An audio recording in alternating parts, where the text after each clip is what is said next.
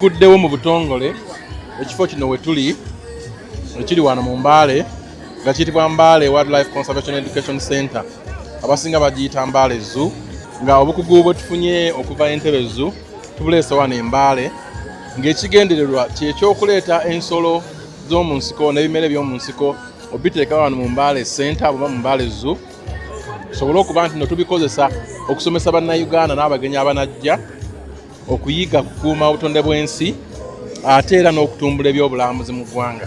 This facility will serve generations of Ugandans and become a center of excellence for conservation, education, research, recreation, and public awareness. It will inspire young people, strengthen community appreciation of wildlife, and contribute to the long-term sustainability of Uganda's tourism and conservation. Download the app on App Store or Google Play Store now. Vision Digital Experience, the future of media.